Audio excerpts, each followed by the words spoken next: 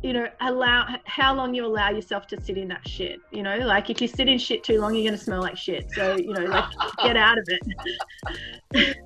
Wow. But acknowledging that is okay. Like every day is not always going to be amazing, and rainbow socks or no rainbow socks, like you can have a shit day and that's okay. But I think if you do have those conversations and you do start to understand what does make you smile or what does make you happy or what makes you feel successful or whatever it may be, that you can pull yourself out of those days a lot faster if you don't sit there too long.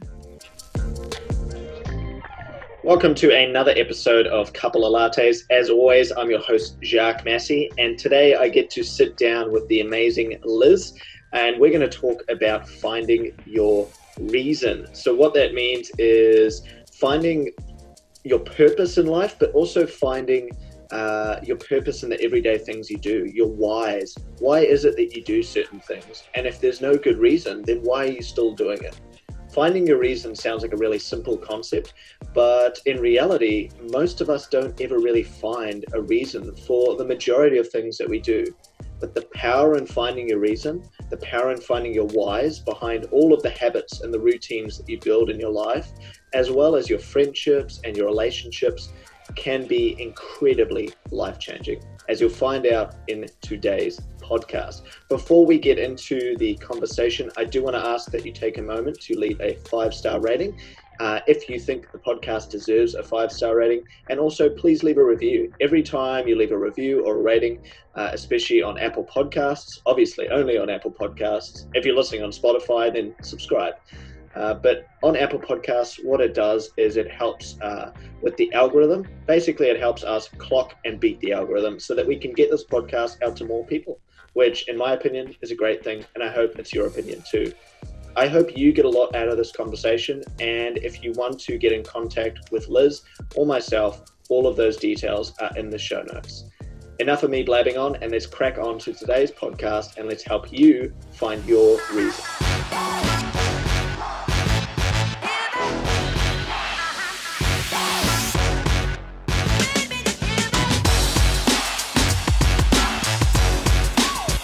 I'm going to ask you a little bit about yourself so that people that are listening and maybe watching on YouTube, because that's a thing now, know who you are. But before I ask you that, I wanted to know, how does it feel to be a world record holder? It feels the same as it felt to not be a world record holder. I bet.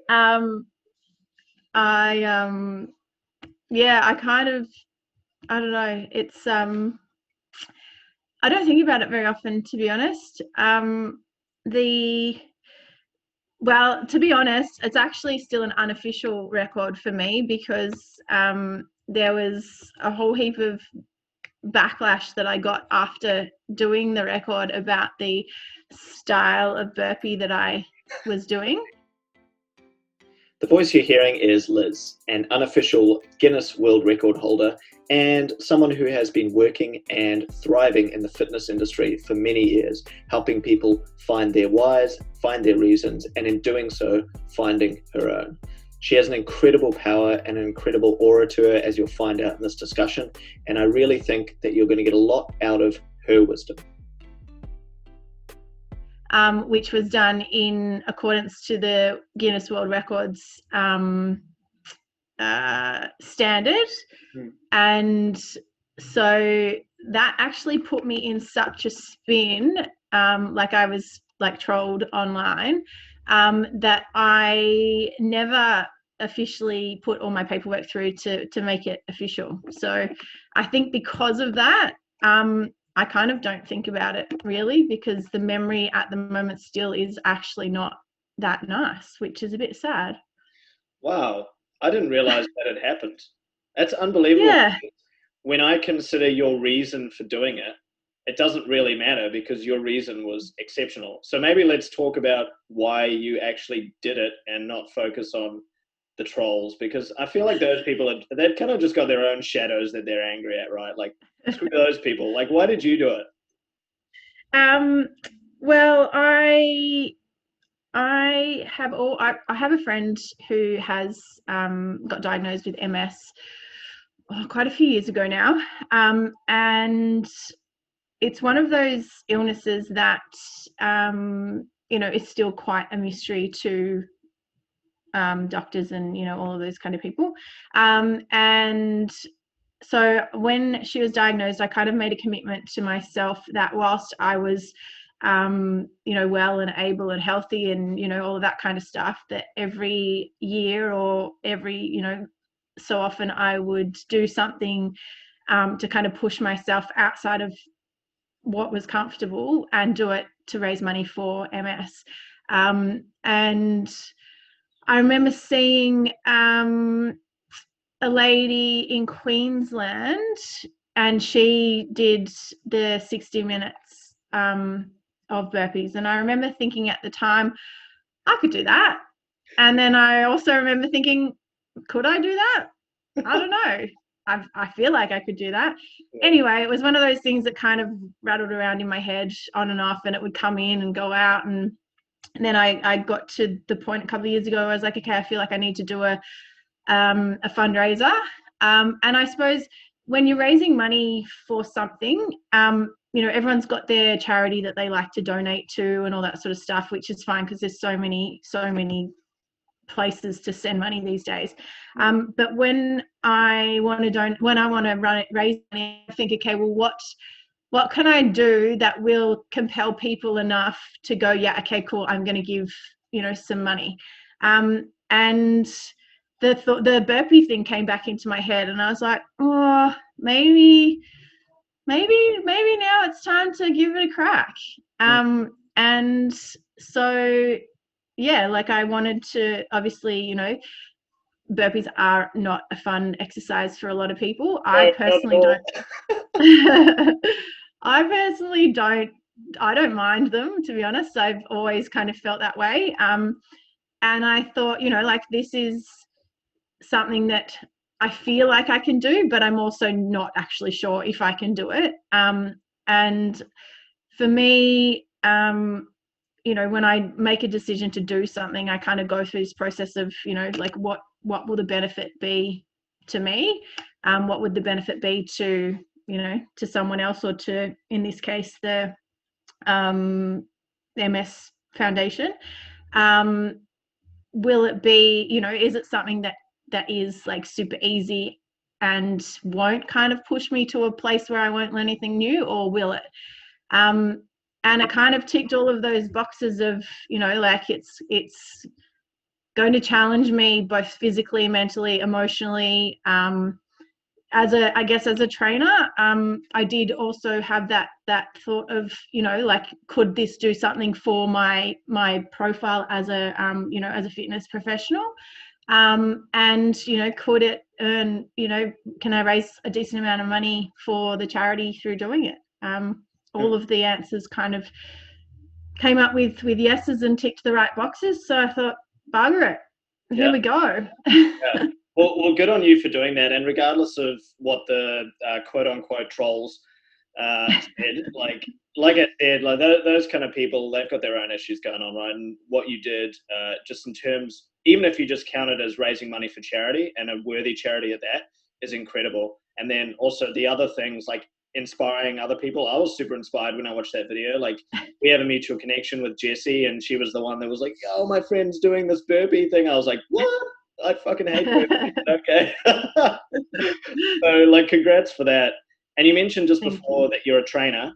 So why don't you, for people listening, just so they can get some context, a little bit about yourself. You're a trainer.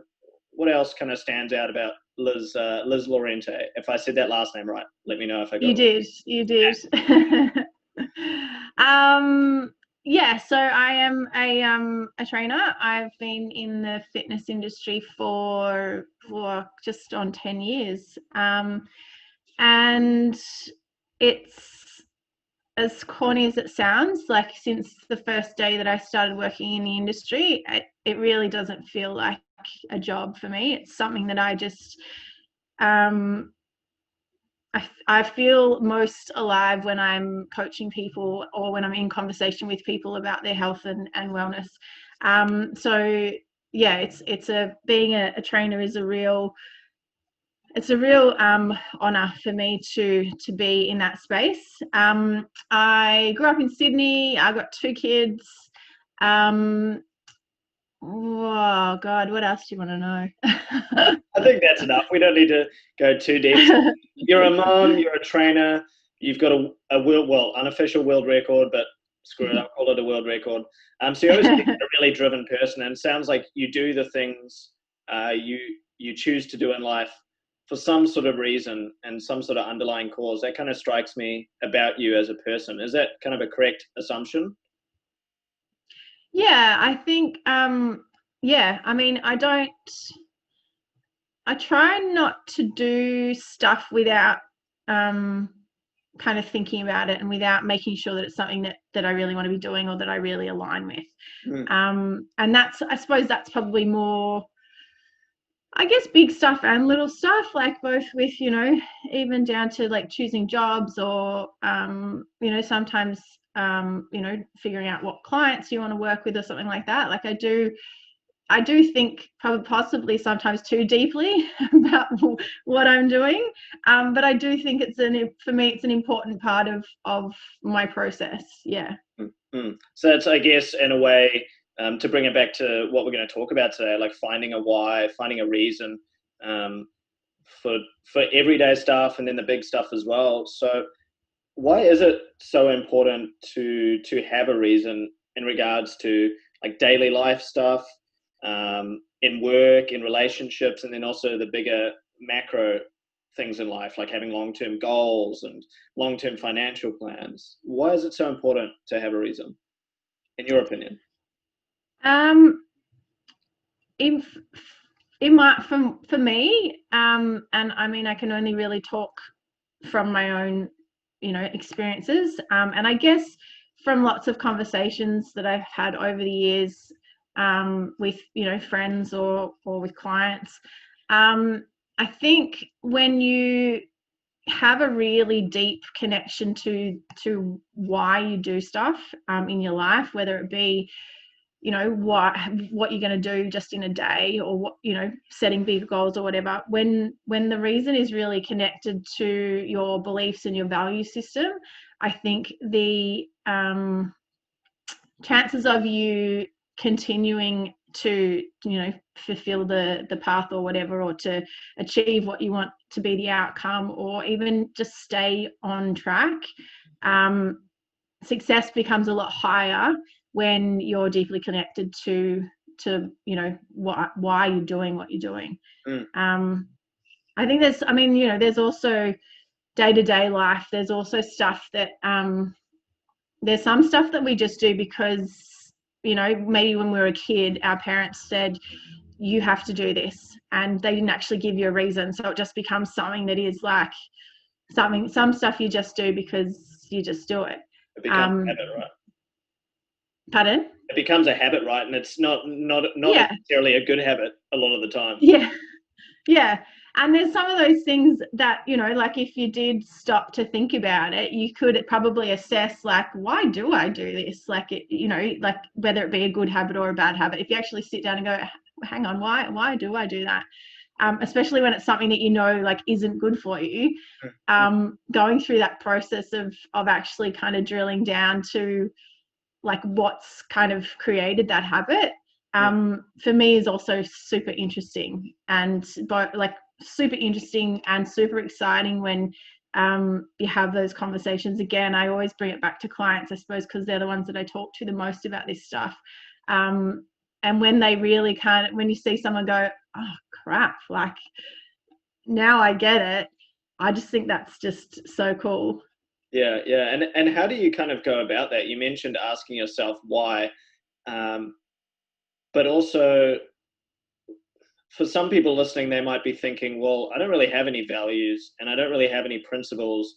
So when I ask myself why, I just don't know what to compare it to. Like, why do I do things when I just don't know why I do things in general? Like, I don't have any values, I don't have any principles. So how do you go about doing that? Is step one to like figure out what your values and principles are? Probably, yeah. Like, I get, and I think, like we were just saying, stuff that is like habitual. It's not uncommon to just kind of keep going through the motions of, like good habits, bad habits, just, not even addressing why you're doing it until it becomes maybe an issue or something goes wrong or something like that. But yeah, I think having an understanding of what you believe in and what your values are and morals are as a person is definitely probably step one. And that in itself can be quite confronting for people to actually even sit down and try and figure out what that is, because I guess, like we said, as kids, some of that stuff probably is from our parents or from, the surroundings that we grow up in. And people don't often just casually get into conversation about like what's your value system and all that kind of stuff, especially in a family. Like I know my family never spoke about it.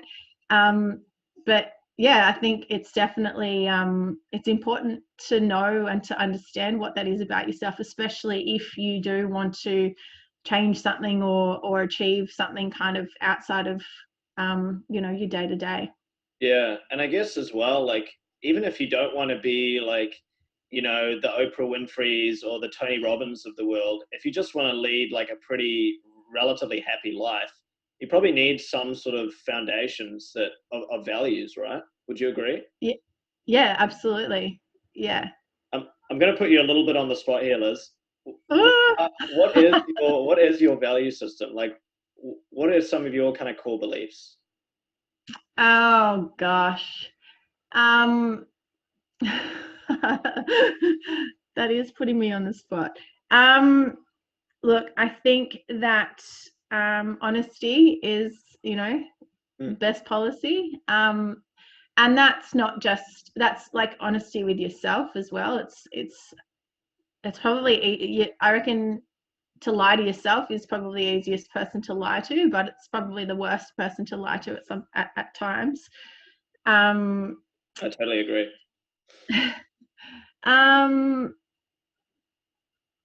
Family, like family connection, family relationships. That's, having that solid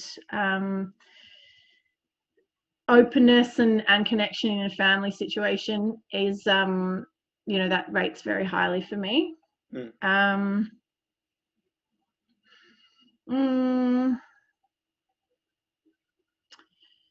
You really got me. Yeah, I think I just wanted to use it because, like you say, like we don't tend to have these conversations about like what is your value system and what are your core beliefs, and even talking about just two of those there. And I'm sure you've got a couple others that are relevant to you, but I feel like it's important to kind of have these conversations because so many people don't really think about why they do things in day to day. And that's something like I've only really recently discovered in the past few years is like, why do I like do all the things I do? Like, what do I base my decisions on? So, like, Yeah. I've kind of come up with some values that work for me. And honesty is also one of mine, and so is family, more so relationships. But yeah, I think it's important to highlight, like, before you go deciding that your why is to make $1 million or your why is to become the most successful entrepreneur in the world or something crazy like that, like kind of make sure you understand yourself first, right? Like what do you actually want to be day to day? Like what kind of values do you actually value day to day? Yeah. Would you agree with Yeah. Yeah, absolutely. Yeah. And it's funny because, even though we've just said that, like choosing a direction for a why and all that sort of stuff, it does need to be connected to your values. I can't even rattle mine off. Like they're, like, and I've had these conversations before, so I know that they're in there. But I think also, I guess, and it's probably why it's important to have the conversation more regularly, because they can shift a little bit, I think, and they can change, depending on conversations that you have or things that you learn or, things that come up in your life that make you, I guess, question, like, do I actually agree with that or do I not agree with that? Mm. And yeah, I think I haven't had, like, it's a conversation that I haven't had for a little while. So yeah, they're obviously not super clear in my head right now. So I need to get I Yeah. need to do some of my own work again. Yeah, 100%. I think you touched on a really important point there. And like, I'm the same. Like, I can't rattle all of my values off the top of my head. Like, I have to keep reminding myself what it is I value. And like you say, it shifts and it changes as we get older and as certain events and situations happen in our lives. But with that conversations about your values, do you think it's important as well to have those conversations with yourself? You know, maybe journaling or maybe kind of reminding yourself what it is you value in life? Yeah, 100%.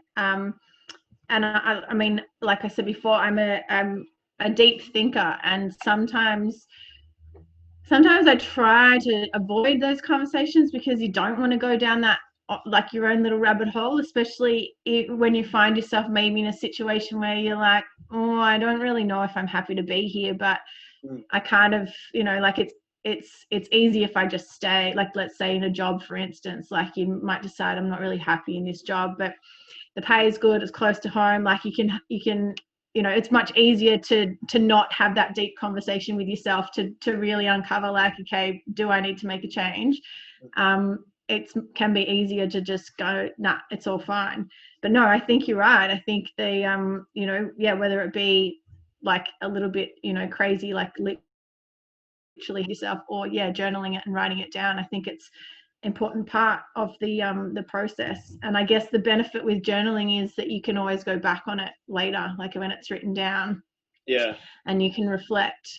And especially if you get, I guess, to the next point where you're sort of thinking, like, the next time you have that conversation, have my values changed? What am I thinking? What am I feeling? To then be able to go back to something that you maybe wrote 2 weeks ago, 3 months ago, 2 years ago, would be also quite interesting to see if and how things do kind of change depending on what's been happening in your life. Yeah. So it almost becomes like a reflection, right? Yeah, yeah. So I've got I didn't call them journals back then. I called them diaries, but I've got a box in my garage full of books and stuff from when I was like a teenager up until probably my early 20s, where I used to write and write and write and write all the time. wow. Yeah. Have you looked back on them recently? Not recently, no. That might be an interesting little thought experiment. Look back, and you're like, wow. So this was 18-year-old Liz. This was what she was thinking. Yeah, it would be. I think Yeah. it definitely would be. Cool. So I guess a couple of points I got out of that is, like, it's really important to ask yourself like what your reasons are for doing almost anything that you do in life. And it's Mm. gonna suck at times as well, right? Like you're probably gonna cry. Like I know I did when I started asking myself about my whys, and you're probably gonna feel like shit. But you've kind of got to look at it big picture. Like, do I want to be suffering mildly every single day and feeling as though I'm not living my, I guess, quote unquote best life? I'm not a fan of that saying because it's used so much, but like I'm not living a good life like day to day, or would you rather kind of take the icy plunge, jump headfirst into the cold lake, feel the suffering, and then just be clear after that and understand your reasons? That's kind of like my take on that kind of yeah. Yeah, absolutely. So on kind of a, I guess, a more macro level, this word purpose is something that I think a lot of people get stuck on. This idea that you've got to have this overwhelming purpose and meaning in life, and it's got to be a Mm. grand scale thing. What's your kind of take on purpose and how people go about finding, I guess, purpose and meaning in life? Um, that's a interesting question, and good question for me at the moment, because you know we are in heavy lockdown in Melbourne right now on the 4th of September 2020. What happened? And um, for such a long time, I've realized over these couple of months, since losing my job, that a lot of my for use of a better word, what I felt was my purpose was attached to my work as a trainer. I felt like it was my my daily purpose to get up and to be able to move these people and have these conversations with these people and help them kind of unravel and uncover their wants and desires and all that sort of stuff around their health and fitness. So it's something that I've been thinking a lot about lately, because I haven't worked or haven't been training anyone since March, and so my whole life and days have reverted to revolving around my family, which that is fine, but the purpose I feel for them, it's not the same feeling as what I get with my work.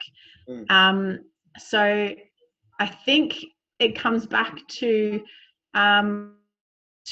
like your value system and what you value, but also I think for me it's probably somehow connected to what makes me feel successful.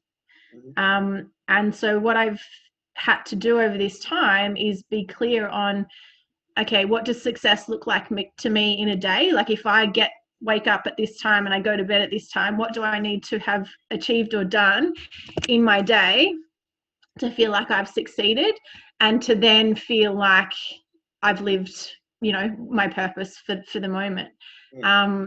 So, I think purpose can, I guess, it has for me, it can change. And I think it sometimes needs to be something that people realize can change, because, when life throws you upside down, like it did take me a good probably 4 to 5 weeks before I really came out of that initial black hole of shit. Like I've literally lost my whole I felt like I'd literally lost my purpose in life. And then I was like, no, you can't, like that can't be the case. There has to be something more.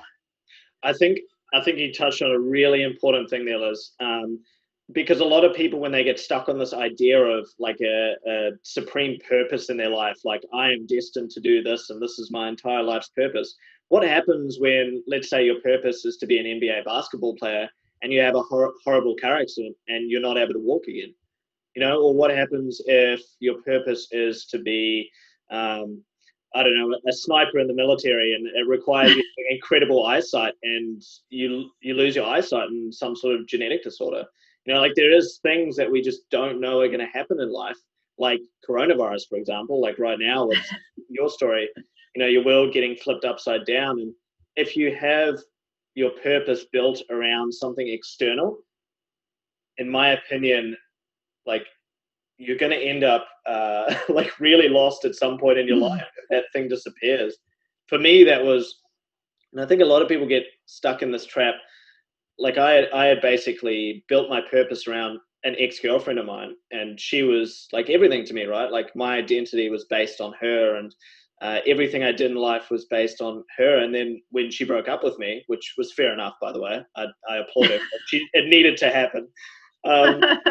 I lost like my entire purpose, I guess it was. And then like you're saying there, I had to sit down and really rethink like what defines success for me. And that's the other important thing you pointed out, is like, what is success for me? Not what is the success I want other people to see me accomplishing? Like, what is success actually for me? So maybe let's dive into that a little bit more. Like, how would you kind of, I guess, coach people, for lack of a better word, on discovering what their version of success is? Like, what are some of the things you've done in your own life to, I guess, figure out what success means to you? I get, for me, like it's a bit of trial and error. It has been over the years. And there was definitely a period of time in my life that my success, or what success was for me, was very attached to, like you've just said, about probably more so what I thought other people were seeing me do and they thought was like successful. And so if I wasn't getting that external gratification, even if it was something that you know, I had thought was going to be giving me that, then I would get really like down about it. Yeah, right. So as far as coaching people on it, or having conversations with people about it, again, it goes back to that, really like being really honest with yourself, and really understanding what makes you tick as a person, the things that make you feel good, the things that make you feel shit. I have a little project that I did with some clients a couple of years ago, and it was called Just Do You.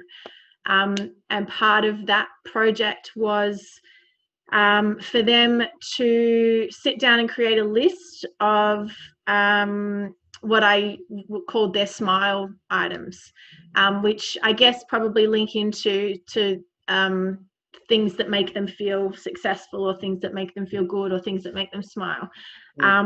And that was about really stripping back and going down to like just the really, really basic, like the most basic thing. Like, when you see the sun come up in the morning, does that make you smile? Yes or no? Like, when you see what are those flowers that you blow the things off? What are Oh, they called? dandelions, maybe? No. Yeah, one Yeah, of them. all of Yeah, that. like for me, like they just light up my life. Like, Yeah.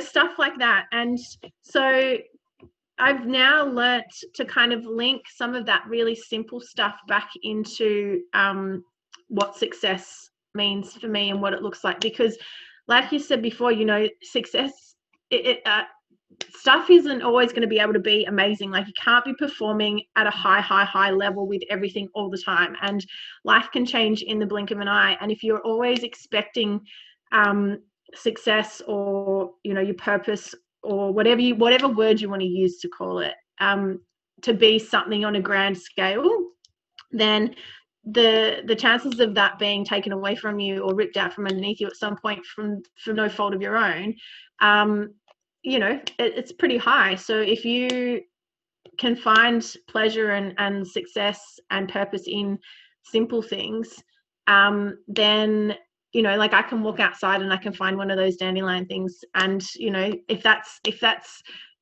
for me at the moment, some days that's literally like, okay, how is today going to be a good day? I'm going to go for a walk and see the sun, and I'm going to go and find a bloody dandelion, because I can't go and see my friends, or all of those other things that usually I would tick off in my day as making me feel successful and like I've achieved, and then I've had purpose in my day. There's a lot of those things that I can't do right now. So yeah, I think people need to understand, like, have the scale of like the really, really simple things, the really basic things that no one can take away from you. And then, adding on to some of those bigger ticket items that, that there might be more variables included in, but that you still have an element of control, and you can still kind of plan to achieve them, but knowing that if they do get taken away, you've still got those like real basic ones that no one can ever take away from you. Yeah, I totally agree. I think there was a lot of power in what you just said. And something I'd add is like, you can still have big, lofty goals, but be happy on the day to day. Like, it comes down to that, like you said, that expectation, like, oh, if I reach this 10-year goal, then I'll be happy. Okay, so Yeah. you want to be happy. So like, why don't you just go blow on a dandelion today and go enjoy the sun, and you're going to be happy and still be able to work towards your goals. Like, it's weird. I find it strange that we have this disconnection that we can't be happy day to day and be working towards a big goal. Do you find that with some Yeah. clients that people kind of think that way? Yeah, absolutely. And that's the it's the blessing and the curse, I guess, of trying to find that balance, of understanding that you kind of can have it all, but you kind of can't at the same time. And I something that I do think is important, and that I try and do with myself and with clients, and if it ever comes up in conversation, there needs to be smaller things in the day to day, like you're saying, to keep you on track, because some of those those big lofty goals, they're important and they definitely need to be there, but sometimes they can be really far away. And if you're not connected on the day-to-day with those other little things that are keeping your headspace good and that are keeping you actually moving towards that big one, then it can seem like a really, really long journey. And that's, I think, sometimes the difference between the people that actually end up getting all the way there and the people that don't, is being able to stay in the moment of the day-to-day and see those little wins and remember that they are getting you to that bigger one over time. Yeah, awesome. And with relationships, and in particular family, how important do you think relationships in general and also like having a family is to having reason and I guess purpose and a why in day-to-day life? Have you found that specifically having a family has changed you in terms of like finding your reasons and finding your whys? I guess so. Like, I suppose it's had to, because it's not just about me. I'm glad you said that. No, screw those guys. Yeah, I might think that sometimes, but I don't often say it out loud. No, I love them. No, it definitely does, because it's not just, you go from being like a single young female to then having a boyfriend that then becomes a fiance, that then becomes a husband. So already then you've kind of got someone else that you need to start thinking about. I guess some people might consider that slightly differently because your partner's not a blood relative.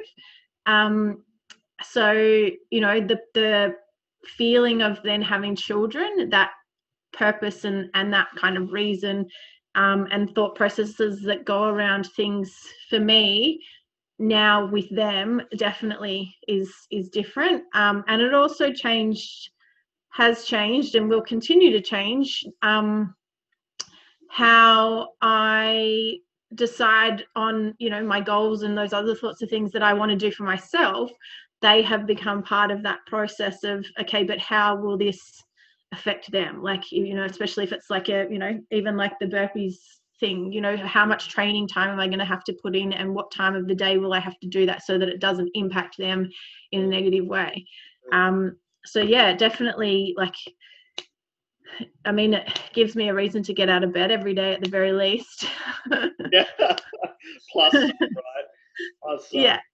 If they weren't here, I'd probably stay in bed a lot longer, especially over the last couple of months.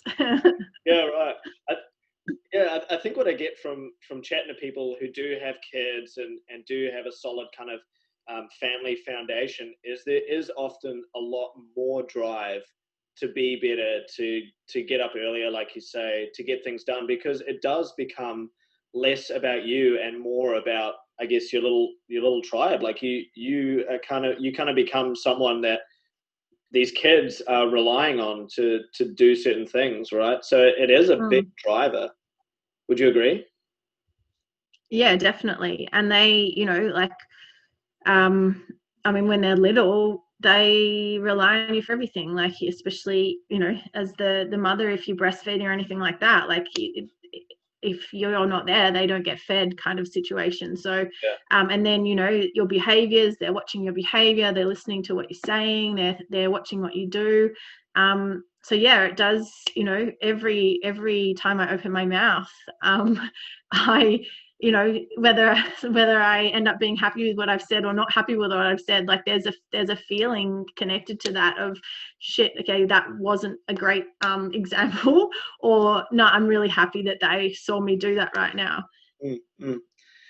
Yeah, for me, what that sounds like, taking it out of the family context, because like I don't have any kids at the moment at this point in my life, but when I learn from my friends and people like yourself who do have kids, like what I find is when I'm doing something that I find is contributing in any way to other people, and that not that other people have a reliance on it. Like for this podcast, for example, like it's not just me that I'm doing this for now. Like I understand that this has a positive impact on other people, and like there's people out there who need this kind of positivity in their life.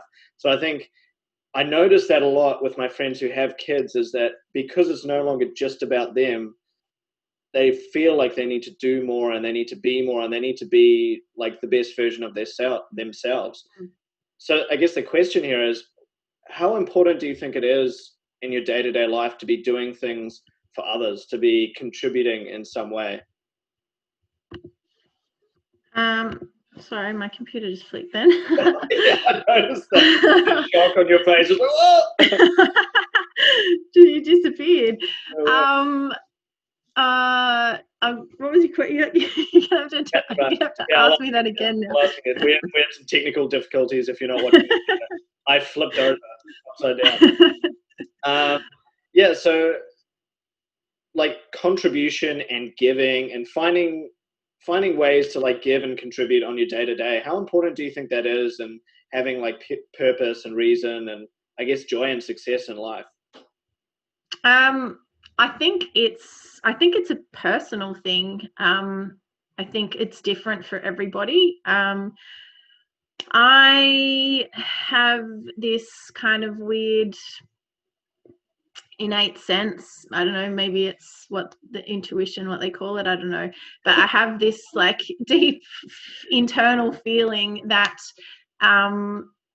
I need to be giving, that I want to be giving, that I want to be contributing. And if I think about my life and all the things that I've done, and even, you know, when I was younger, I was often involved in volunteer work, or I would, you know, help out friends when they were moving house, or, you know, like it's just something that is, I guess if we go back to values, it's obviously something that I value quite highly, but I definitely wouldn't ever judge anyone if they said, no, I don't feel like I need to contribute in any way, shape or form externally.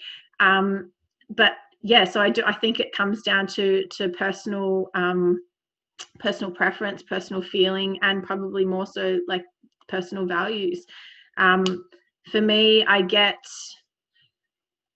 don't know, it just makes me feel amazing. Like when I do something for someone that puts a smile on their face, or when I do something for someone and they don't even know that I did it for them, like that just, you know, when I've done something that I know, like you're just saying about your podcast, like there's a million people out there that you'll never meet, but you know innately that what you're doing is going to have a positive flow-on effect. And that feeling and that thought for me is like, that's what makes me always kind of wanting to go, okay, well, what else can I be doing? Like, what else can I be saying? Or, you know, how many people can I smile at when I walk down the street? Because even if they don't smile back at me, I know that smile will do something for them in their day, even if they don't realize it at the time. So yeah, for me personally, I think it's super important. But I also understand that there's probably people out there that don't necessarily see it that way too. Yeah, 100%. I'm glad you touched on the smile thing though, because that small little thing. It's like you say, like find things during your day that make you feel successful, or give you a little bit of reason. And like the simple act of just smiling at someone. I know at the moment it's hard because we've got masks, but maybe you could just wave at someone or say, hey, how's your day going? Like those little things like that.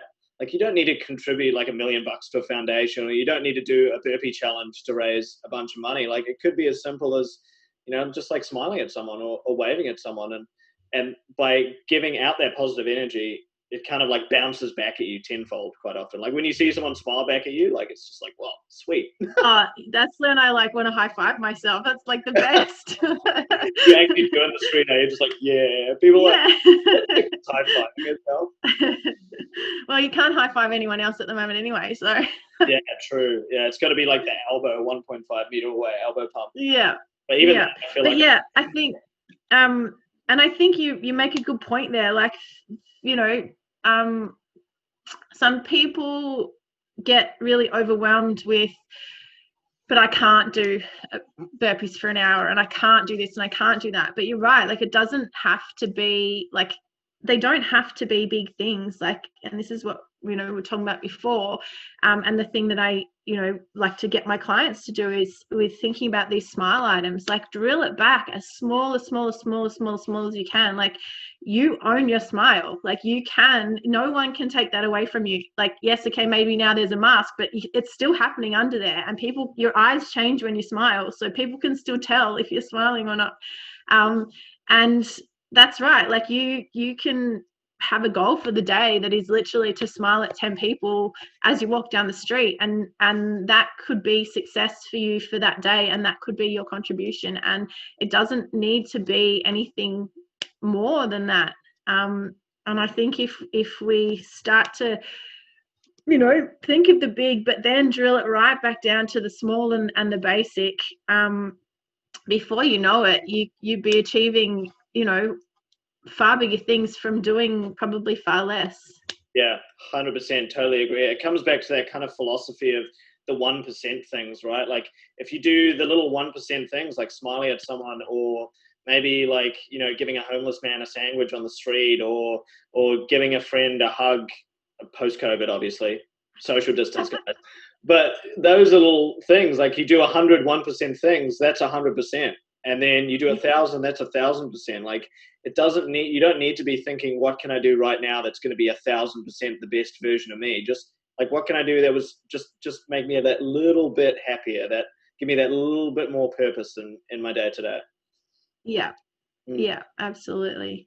So we've kind of covered like the positive elements of it, but in your experience, what are some of the key bad habits that you see people kind of practicing day to day, that, I guess, to use a metaphor that our friend Jesse uses, instead of filling the cup, emptying the cup, like those bad habits that kind of just like push you into those slumps where you feel like you're unsuccessful or you're not worthy, or what have you kind of noticed? Let me think.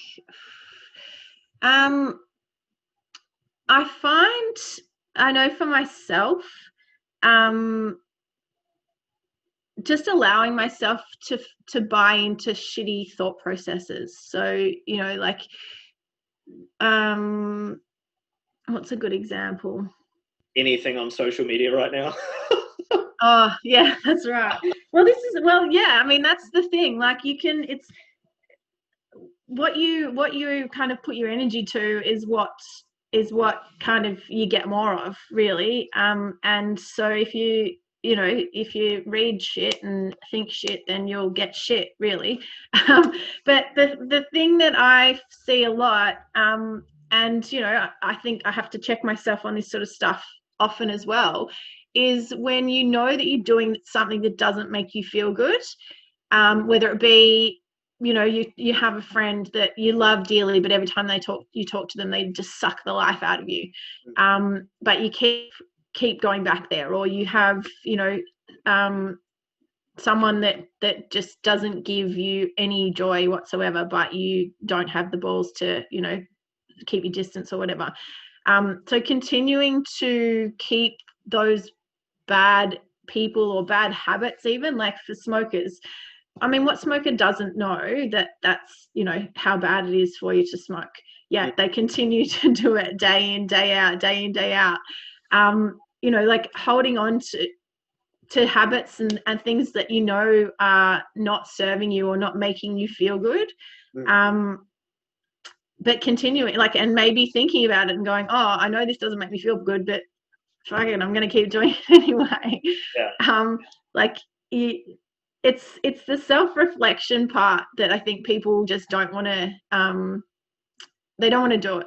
They don't want to go through that hard part of changing the habit or changing the behavior or changing the thought process, because it is hard. Like, creating habits is hard. Good habits or bad habits. Bad habits seem to create easier. I don't know why, but creating habits is hard, and changing habits is hard. And so, people as humans, we generally run away from what is difficult because it's difficult. It brings up difficult feelings. It brings up difficult thoughts. It means that you've got to do difficult things. And so, naturally we want to kind of not do that. We want to move away from things that are difficult. So,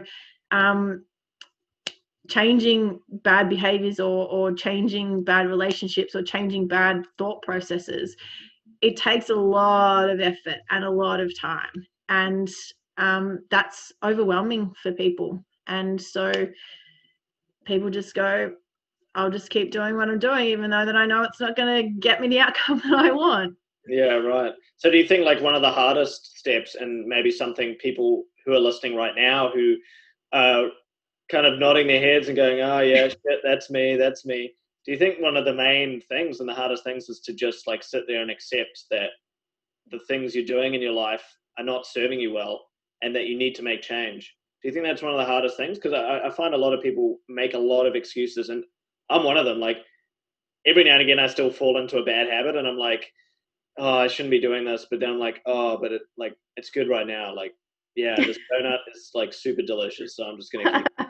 Like it is really easy to make up those excuses. So yeah, how do people snap out of it and just like sit there and go, all right, I need to make a change? Like in your experience, how does that happen? Well, unfortunately, I don't think it's as easy as just snapping out of it for most people. There's probably a very, very small percentage of the population that have that ability to go, this isn't good for me, I'm going to not do it anymore, and then they just stop.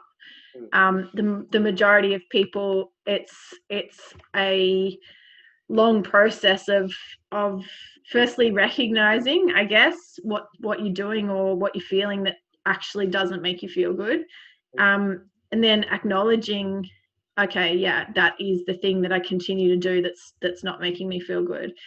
But then figuring out how to actually make the change, that's like the hard part. And I think that's where in the fitness world, that's where having a coach or a trainer or an accountability person can definitely help. And then, like there's a wide range of things that are not great for us that, probably you could keep going with for a little while before they really need to change. But then there's the other ones that, like it gets to the point that something bad ends up happening, and that's that point where they go, oh shit, okay, actually this really needs to change. But then there's also, it's difficult to then go, okay, well, but how do I change it? Like, this is something that I've been doing for 10 years, 20 years, 5 months. Like, this is something that's so ingrained in me. Where do I start? Like, and that, I think, is also super overwhelming and can be the reason why people just go back to doing what they were doing, because it's so much easier and so much less confronting. And if you don't have someone to kind of step through that process with, whether it be a friend or a trainer or whatever, it's also, it takes a lot of willpower, a lot of self-commitment to make changes on your own. And that, again, like I think the percentage of people in the world that have that capacity to do that alone, again, they're the smaller percentage. And so people just keep their bad habits. Yeah. I think that's important. You touched on, like, yeah, willpower is one of those things. Like you say, there's not many people that actually have it and consistently have it. So there's no shame. And if you're sitting there and you're thinking to yourself right now, like, I've been wanting to give up smoking for 10 years, or I've been wanting to change up my diet and eat healthier and do something that makes me feel fit and healthy. Like, now's the time to reach out and like take the responsibility to ask for help. I think that's one of the bravest things a lot of people can do. Like, if you're struggling in an area, like, we live in a world where we're so connected to so many experts. Like, all it is just jump on Google, and let's say you're struggling, mentally, like with anxiety or something, Google search psychologist near you. Or if it's a fitness thing, like Google search, Liz Llorente, or you know what I mean? Like, it's really brave to ask for help. So just do it. Like, we're not all like willpower freaks, not all of us can just, like I was saying before, snap out of it. Yeah. And I mean, you don't even need to, it doesn't even need to necessarily start with a professional person. Like, just finding someone to kind of keep you accountable, like actually openly verbalizing to someone, even just to a friend, I want to give up smoking, or I'm going to give up smoking, or I'm going to, whatever, change XYZ. I need you to keep bringing this up with me in conversation and ask me how I'm going with it. Because I think initially, like, if you don't have someone that keeps kind of checking in, even if you're not really sure yet how you're going to do it, when you have someone that starts to kind of check in with you and starts to actually say, hey, how are you going with that thing that you said you were going to change, or how are you going with blah, blah, blah, it keeps it at the forefront of your mind. Because it's, like I think I said earlier about lying to ourselves. Like, it's so easy to quit on yourself because no one else knows except you, and you can either care about it or you cannot care about it. And it's still, that's all just happened just in you. Yeah. So if you've got someone else that externally starts to kind of keep you accountable to yourself as well as kind of accountable to them, then it becomes, I think, something that can be easier, and that it's, I don't know, for me it feels like it can soften it a little bit, and it can make it feel less overwhelming, and then maybe in turn bring you to the point where you go, okay, they've asked me enough times now, actually, like, what is my next, I do want to do it, but what is my next step that I'm going to take now? Yeah, right. So having that accountability partner, that's yeah, actually, I think that's something that's going to be super useful for a lot of people, especially, like, it is really scary to, like, reach out and ask for help from a professional. Maybe having someone closer to you that you trust, just reach out and ask them to kind of be your accountability partner, like you say. Yeah, I mean, it's scary even saying it to someone that you trust, but once it's said out loud, I think that's the scary part. Saying it out loud and saying it to someone else, that makes it real. And then you have to kind of start to, shift a little bit. But yeah, that's I think the most important thing is actually saying it out loud to go, okay, no, that's my stamp. Like, this is the moment now, I've said it.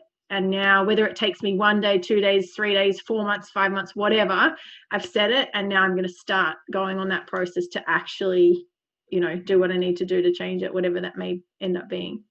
Yeah, I guess that's essentially acknowledging that the problem exists in the first place. If you don't acknowledge it exists, then you're not going to do anything about it. It's as simple as that. So you, on a personal level, need to take responsibility for that part yourself, because there's not going to be someone that knocks on your brain door going, hey, this is a problem.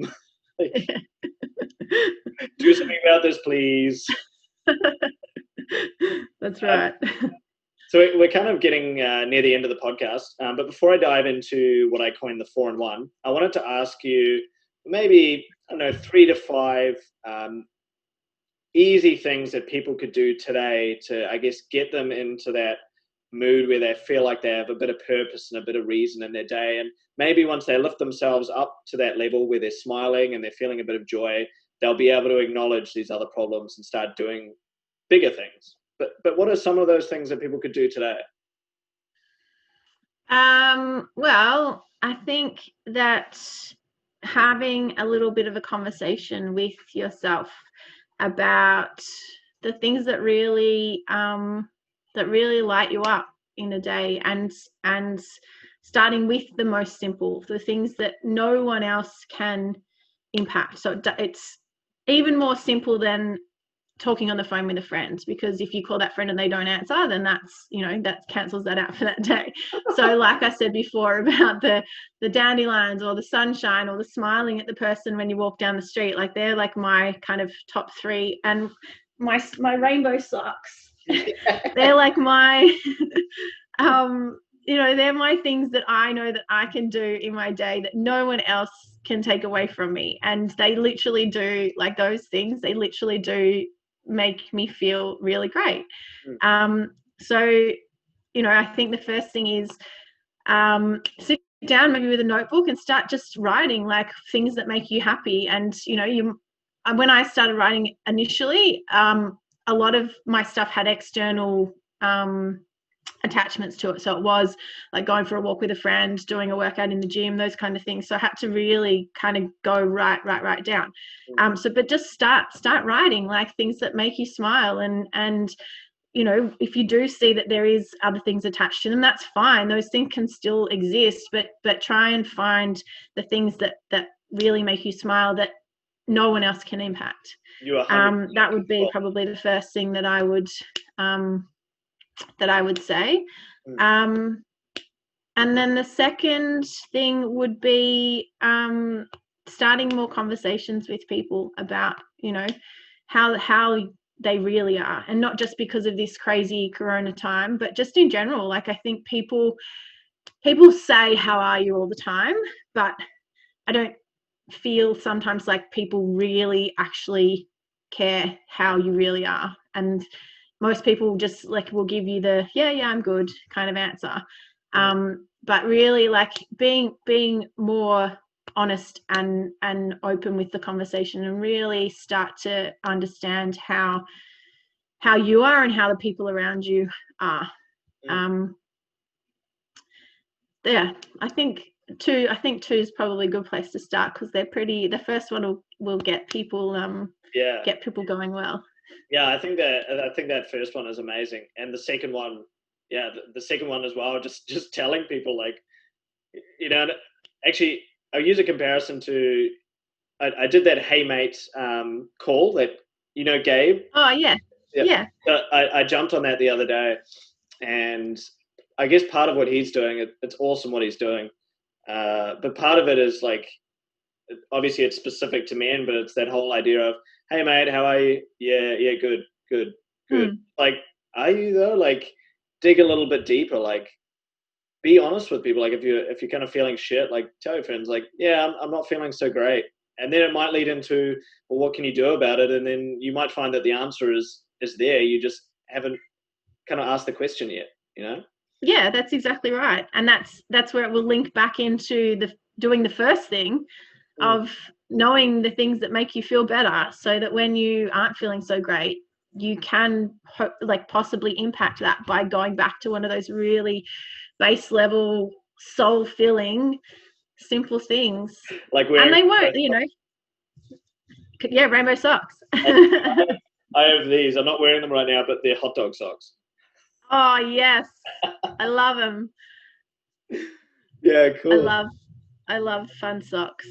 100%. And to make it a little bit more relevant to right now, obviously we're recording this on the 4th, but there's still going to probably be some sort of forms of lockdowns and loneliness and isolation right now.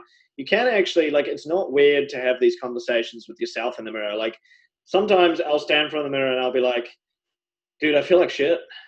And then I'll literally have a conversation with myself and be like, well, what can you do about it? Go wear some hot dog socks, go for a run, have a cute coffee at your cafe and say hello to a stranger, like, you can have these little conversations with yourself as well. Like, you're not weird for having conversations with yourself. No, I agree. And also, it's important to acknowledge that, it's okay to have a day that you feel shit, and, maybe the rainbow socks won't completely change your day that day. What? The rainbow socks don't cure everything? But the difference is how long you allow yourself to sit in that shit. Like, if you sit in shit too long, you're going to smell like shit. So get out of it. Wow, but acknowledging that is okay. Like, every day is not always going to be amazing, and rainbow socks or no rainbow socks, like, you can have a shit day, and that's okay. But I think if you do have those conversations, and you do start to understand what does make you smile, or what does make you happy, or what makes you feel successful, or whatever it may be, that you can pull yourself out of those days a lot faster if you don't sit there too long. 100%. That is probably one of the wisest sentences you've said for the whole thing. I reckon I'll use that as a little intro, actually. That really stuck with me, Liz. I really like that. The don't shit. It's the simple metaphors, right? Like, if you stand in shit, like, clean it off quickly and you won't smell like shit. It's that simple. Any more parting wisdom metaphors that you've got before I move into the 4-in-1? No, I can't do them on cue. They just kind of come out. Awesome. Cool. So I'm gonna move into the 4-in-1. So it's something I do at the end of every podcast with guests that come on the show. So essentially, what it's going to be is I'll ask you 4 questions. Some of them are deep, some of them are totally random, and then you get to ask me 1 question.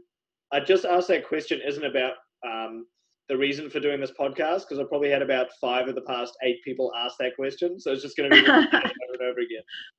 Okay. Okay. Cool. So question number 1. Are you planning to break any more world records? I saw that the planking one is about 8 hours. It's pretty hectic. There is no way that I would do a planking world record because I would prefer to stab myself in the eye. I think that would be so horrendously boring. I just couldn't. I like staying in the one position for like even 10 seconds for me is hard. So that would be my worst nightmare. Is there any more plans to break another world record? Well, it's funny that you ask because considering that, my last one is still, in my mind, unofficial, there is a consideration that it might be done again. Yes. Oh, I'm excited. I'll be checking it on the live. Cool. Next question. What are you most excited about doing in 2021? Hugging people. Yeah, hugging people. Oh gosh, what am I most excited? Probably being able to. I grew up in Sydney, and I have lots of friends, in different states. So probably being able to move like in to other states in Australia again, or even this time last year I was in Bali, so it'd be nice to go back there again. Yeah, to be able to travel again would be amazing. Cool. And the next one, who would you most want to meet, dead or alive? Oh, I've had this question asked a lot of times to me, and I'm not sure. I don't know. Mother Teresa is always one that kind of comes up in my mind. I'm not a religious person, but I have always been fascinated by her and her work, and I'm fascinated by India as a country. So I'm going to say Mother Teresa. Mother Teresa. Cool. And the last one, what is the dumbest way that you've injured yourself? Obviously, you do a lot of fitness, so I'm assuming there's probably something silly that's happened. And if you're friends with Jessie, then I'm sure her clumsiness has probably rubbed off a little bit. So shout out to you, Jessie. Love you. The dumbest way I injured myself. Well, I did all of the ligaments in my ankle a couple of years ago. When I was unpacking my car because I was about to get a new car the next day, and I had everything on the ground, and I thought that our dog got out and ran down the street. So I ran around the car and jumped over the boxes to go and chase him, and as I jumped over the boxes I landed terribly and hit the deck and was in a moon boot for 8 weeks. Holy shit. That's pretty funny. I mean, I bet it wasn't at the time, but it's kind of funny now. It definitely wasn't at the time, no, but it is now, yeah. Cool. Well, you get one more question from me, and then I'll ask for maybe like your Instagram details if anyone wants to get a hold of you, if you're okay with that. Yeah, sure. So my question to you for it can be like super profound, or it can be super dumb, or it can be just anything. You should have told me about this earlier because I would have thought about it harder. Maybe that's a good point, actually. Maybe I should start telling people that.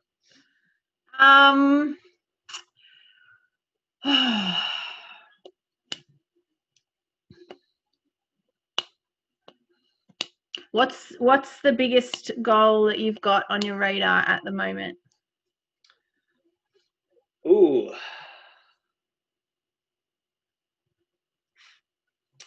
I think at the moment, like considering like how messed up everything is, how do I say this without it sounding weird? Just say it, doesn't matter. I think it's just to find reasons to smile in a time that's like really it's hard to find reasons to smile, you know. So like it would be amazing of me to say, you know, like my goal is to accomplish this huge thing, but I think it would take away from what we've been talking about in this podcast. So for me, really right now, it's just to find those small things, because like it is really hard right now. Like I get it. Like a lot of people are really struggling mentally.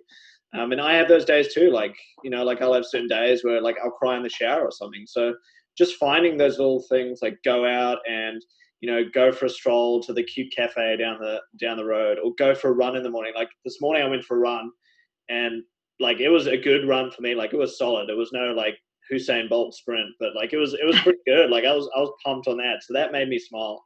Yeah. And like having little conversations with people in the elevator, like you can tell there's this weirdness because we're all wearing masks, but that makes me smile as well. So I think that's the main goal on my agenda right now. Nice. Cool. I like it. Thanks. So to finish up, if anyone wants to reach out and get in touch with you, Liz, or maybe they just want to kind of see your journey or get motivated without having to do the fearful step of having a conversation, how can they find you?